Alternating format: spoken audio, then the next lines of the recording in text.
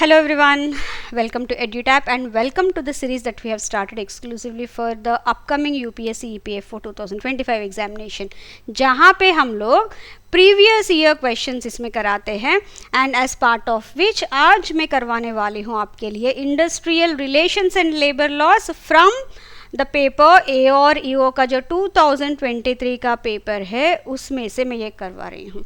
No why is this important?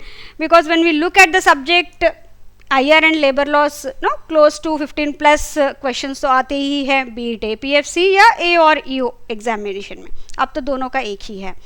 Now and if अगर आप सही से बेसिक्स भी सही से कर लोगे, प्रैक्टिस करोगे, it would B you can easily score 10 plus question तो बहुत आराम से आप निकाल लोगे. So with that you can understand the kind of importance associated with the subject and the kind of high weightage it has. And when you do the previous year questions you will have an idea कि किस तरह के questions पूछे जा रहे हैं and आपका planning या प्रिपरेशन किस तरह से होना चाहिए. क्योंकि ये ऐसे टॉपिक से जो अगर इन डेप्थ जाते रहेंगे तो एक सेक्शन पे ही हम लोग एक PhD जितना हम लोग काम कर सकते हैं. But we need to understand where to stop, right? So for that you need to you have know, अगर आप प्रीवियस ईयर क्वेश्चंस देख लेंगे तो आपको एक आइडिया मिल जाएगा कि किस तरह के क्वेश्चंस पूछे जा रहे हैं. ठीक है, with this introduction let me start today session. Before that एक छोटा सा अनाउंसमेंट है and that is one second. Yes, EduTap is एक आपको कॉम्प्रिहेंसिव गाइड बुक प्रोवाइड कर रही है जिसका लिंक ऑलरेडी ये दिस वीडियो के डिस्क्रिप्शन में है.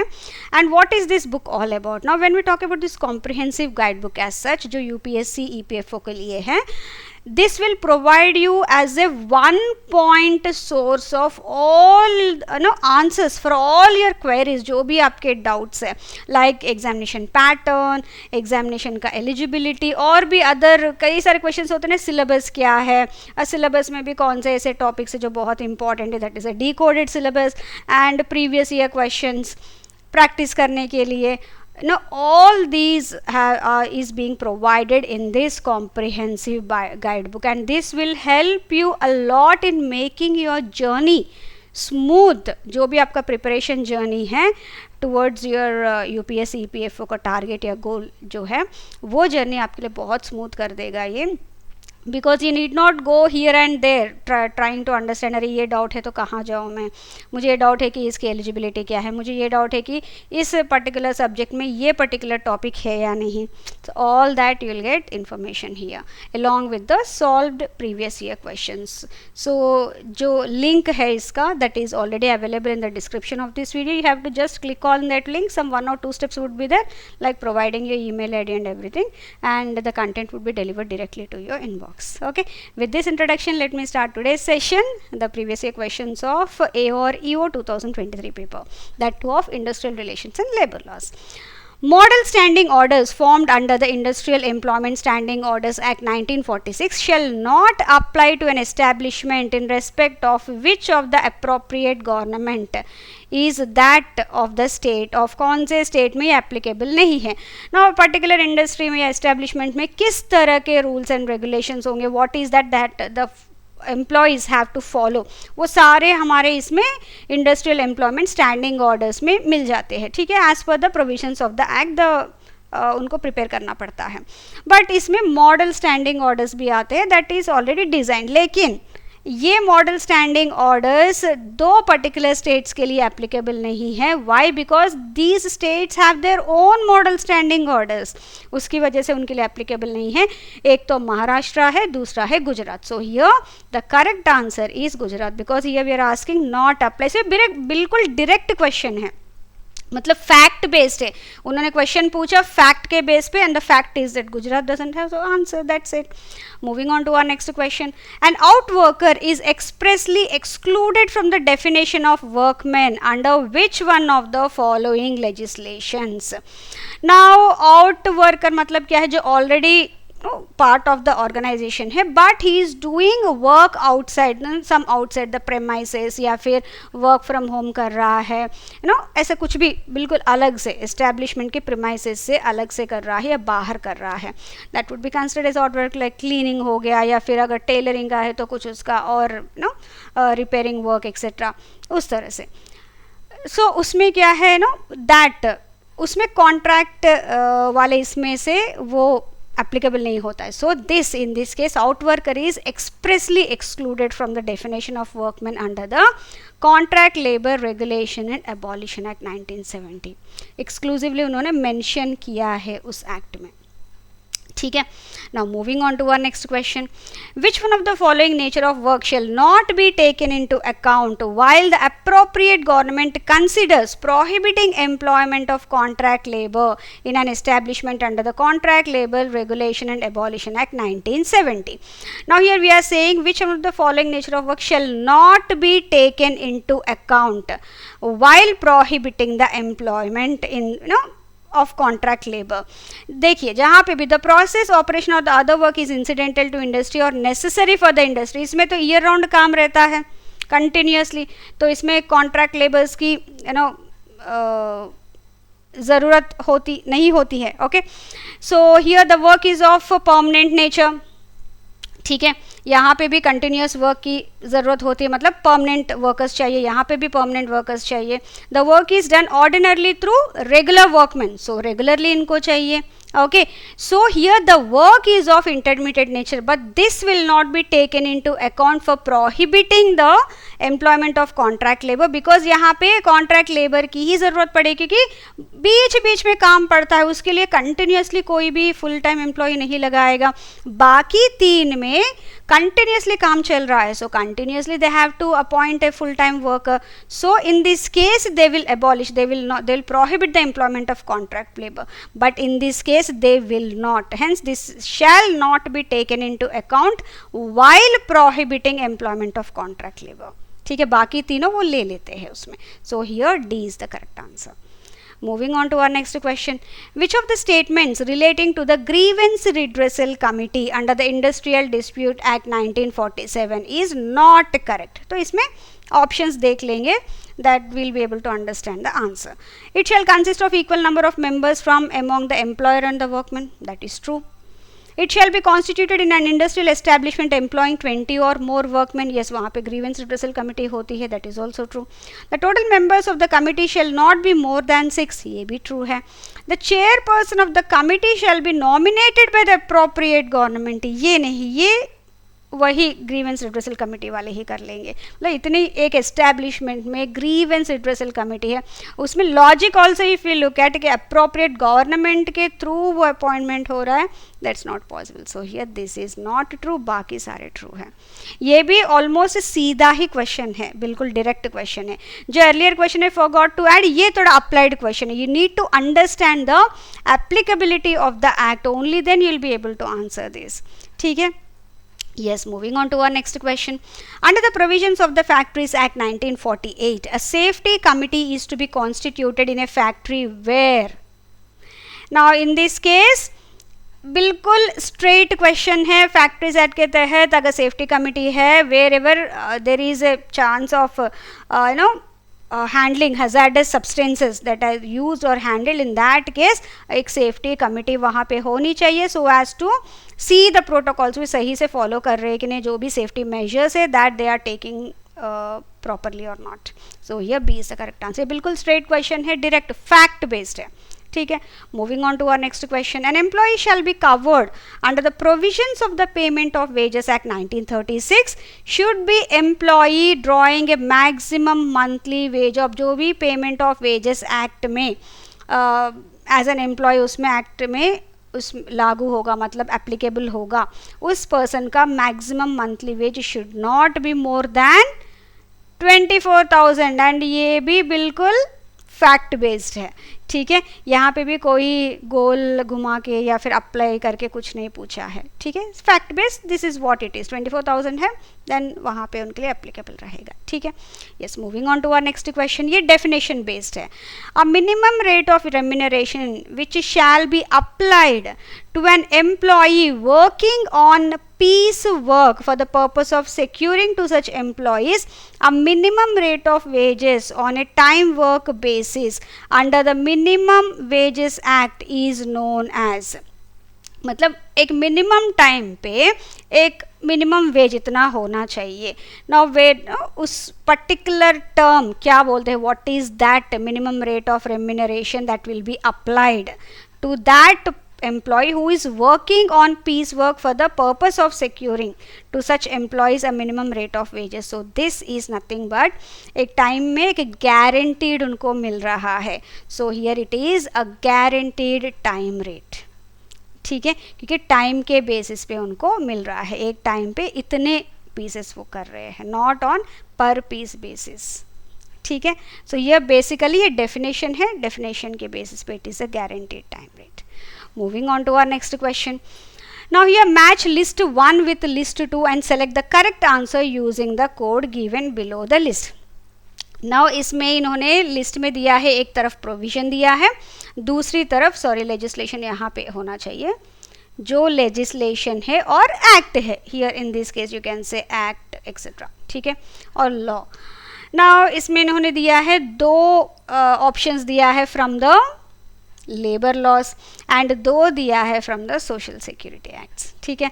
नाउ रिकवरी ऑफिसर कहाँ पे रहेगा, जहाँ पे कुछ अमाउंट है that we are recovering, okay, and this recovery officer जो एम्प्लॉय प्रोविडेंट फंड, जो प्रोविडेंट फंड डिपॉजिट करना होता है या फिर EPS पेंशन वाला अमाउंट डिपॉजिट करना होता है, in that case they have to recover that from the employer, क्योंकि एक फंड में ये जा रहा है, सो इन दैट केस एक रिकवरी ऑफिसर की ज़रूरत होती है। कंपल्सरी इंश्योरेंस, नाउ ये आता है ग्रेच्युटी एक्ट में। ग्रेच्युटी में क्या है, कोई फंड अलग से मेंटेन करने की ज़रूरत नहीं है, अगर गवर्नमेंट चाहे तो they can go for that, government में एक बोर्ड भी लॉन्च कर सकते, बट अदरवाइज द एम्प्लॉयर ही has to maintain that fund. लेकिन अगर स्पेशली प्राइवेट एंटिटीज़ के लिए कई बार ऐसा होता है कि वो लास्ट में मना कर देते हैं, based showing all the losses and everything, so to avoid that gratuity एक एम्प्लॉय का अपना मिलना चाहिए, फॉर दैट एक लायबिलिटी, ग्रेच्युटी लायबिलिटी इंश्योरेंस उनको लेना पड़ेगा, ठीक है, and that all the detail should be submitted to the controlling authority. So here compulsory insurance is for the payment of gratuity act. Scheduled employment, now scheduled employment, yes, scheduled employment जहाँ पे आपको कौन से occupations किस में आते हैं, सो वो मेंशन्ड है, एंड दैट शेड्यूल्ड एम्प्लॉयमेंट आपको industrial employment standing orders act में आते हैं, and here it is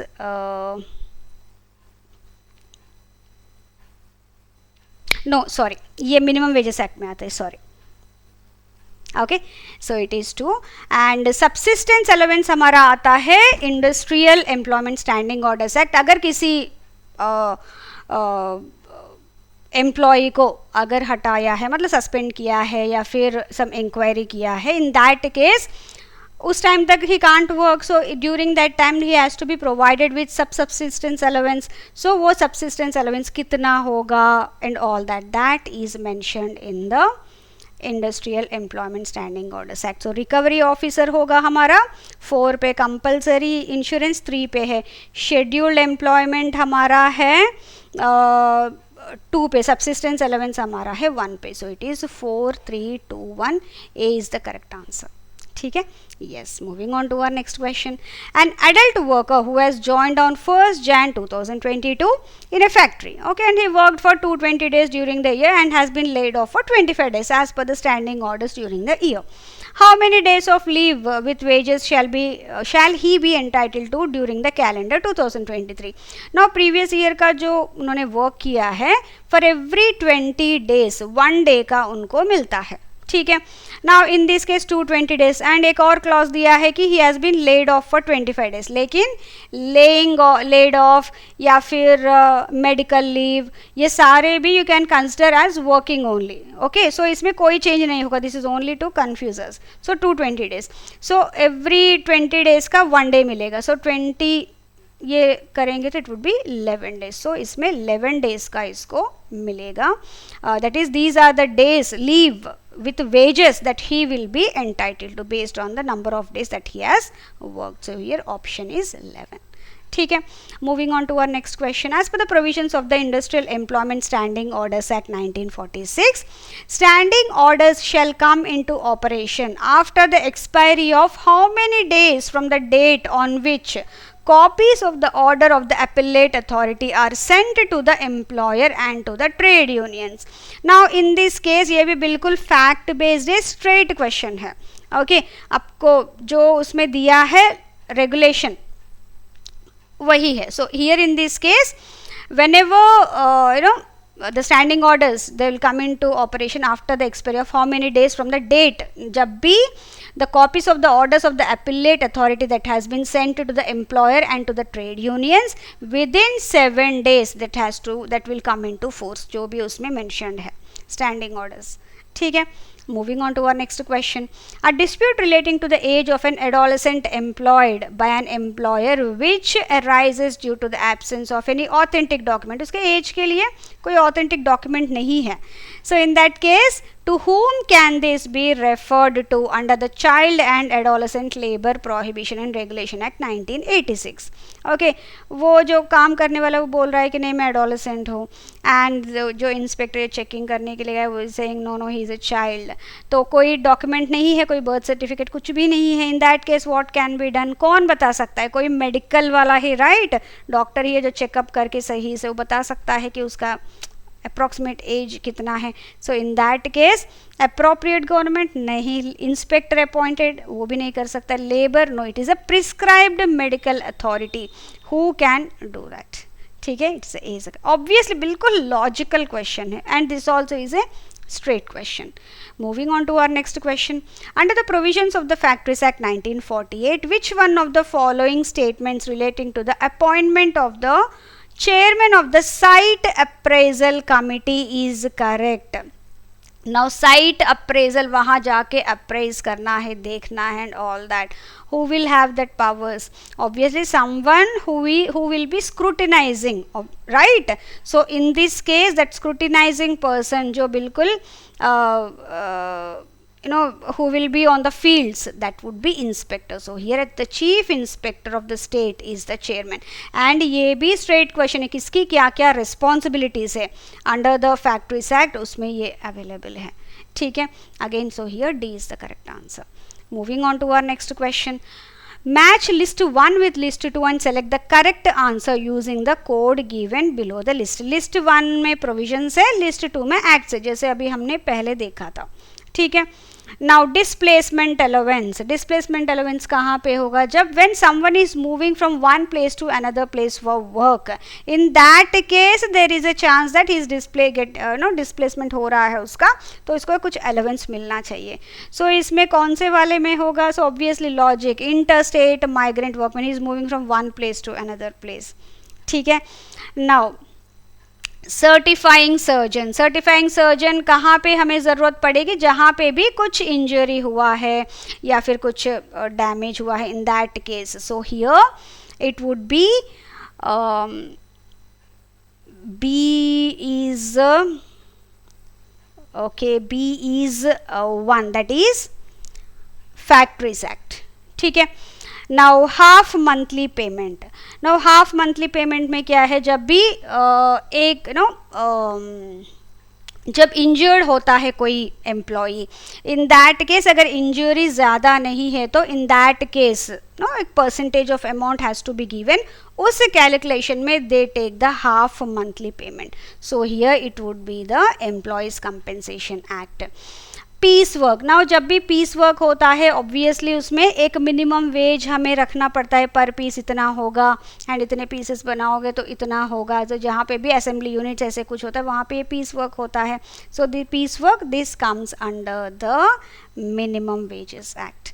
so here displacement allowance ये हो गया हमारा। सर्टिफाइंग सर्जन, जहाँ पे भी कुछ इंजरीज हुआ है या फिर कुछ हुआ है they need that, so certifying surgeon वहाँ पे ज़रूरत है। And also for checking age etc. and half monthly employment as I've said compensation में ये ज़रूरी होता है। and wherever ज़्यादा partial इसमें जब होता है partial injury में वहाँ पे ये आता है। एंड पीस वर्क वहाँ पे जहाँ पे मिनिमम वेजेस वाला उनको चेक करना पड़ता है। So obviously it would be D. So here option B A3 okay A3 B1 B1 and C4 and D2. Okay, yes.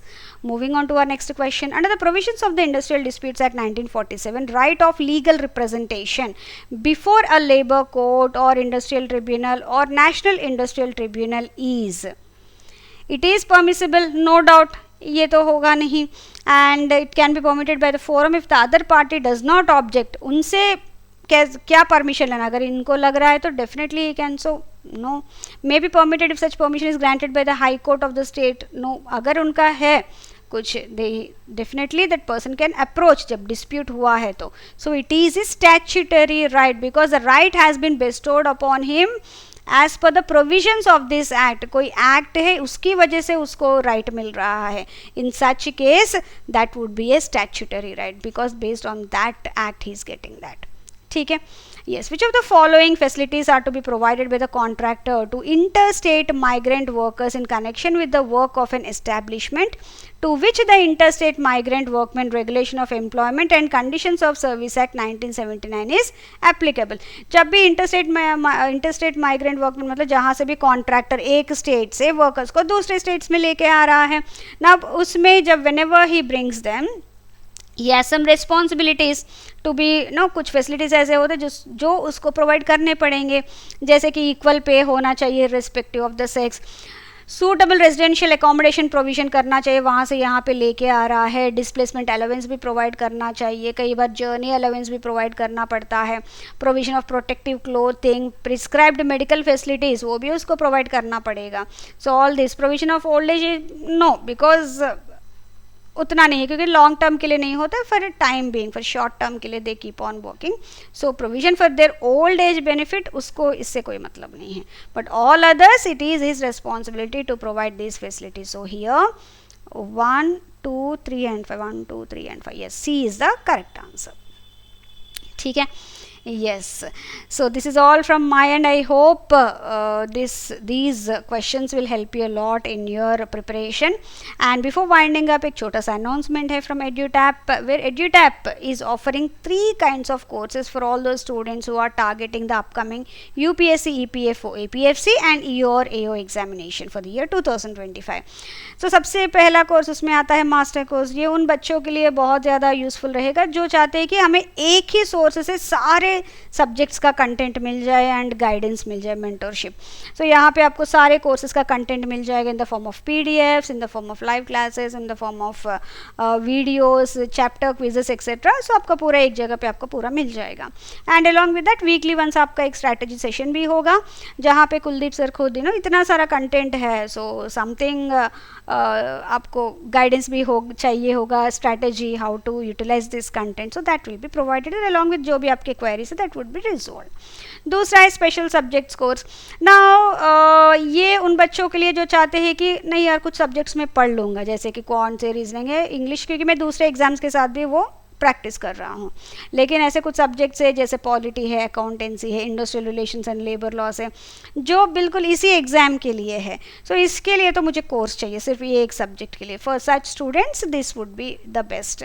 सो इसमें आपको कोर्स का क्लासेस भी होंगे, PDFs भी मिलेंगे, वीडियो रिकॉर्डिंग्स भी मिलेंगे एंड देन प्रैक्टिस क्वेश्चंस भी मिलेंगे, सो दैट आपका फुल फ्लेज प्रिपरेशन हो जाए उस पर्टिकुलर सब्जेक्ट का। तीसरा है हमारा टेस्ट सीरीज़। नो, ये उन बच्चों के लिए है जो पूरा प्रिपरेशन अपने इनसे कर रहे हैं और अभी उनको दूसरी बार कर रहे होंगे, मतलब दूसरी बार एग्ज़ाम दे रहे होंगे, in such cases they tend to look for some questions MCQ, मतलब मॉक टेस्ट जो बिल्कुल एग्ज़ाम लेवल के हो अच्छे से और प्रैक्टिस हो जाए उनका। सो ये उन बच्चों के लिए द बेस्ट है, जहाँ पे आपको पूरा एग्ज़ाम लेवल के मॉक टेस्ट आपको मिल जाएंगे। सो इन सब के डिटेल्स डिस्क्रिप्शन में, इस वीडियो के डिस्क्रिप्शन में ऑलरेडी अवेलेबल है। And based on your requirement, अगर आपको कुछ क्वेरीज पे तो you can always reach out to the team and based on that you can make an informed decision. ठीक है, so thank you very much. As I've said, you can always reach out to the team on this number or you can send a mail on this ID, और आप खुद site पे भी जाके आप courses को देख सकते हैं। ठीक है, and this is all from my end. Thank you very much and I wish you all a all the best for your exam preparation. Thank you.